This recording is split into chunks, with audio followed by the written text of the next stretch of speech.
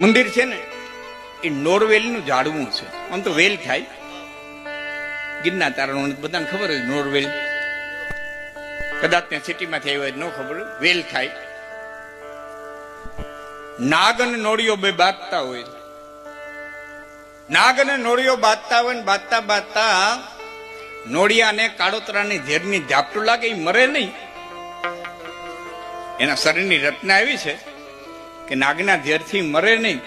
ત્યાં નોરવેલની ગાંઠ રાખી હોય અથવા તો વેલો રાખ્યો હોય અથવા તને ખબર હોય કાંઈ નોરવેલ છે તો થોડાક પાંદડા ચાવી આવે, વેલો ચાવી આવે, કદાચ એકાદી ગાંઠ પડી હોય તો ચાવી આવે.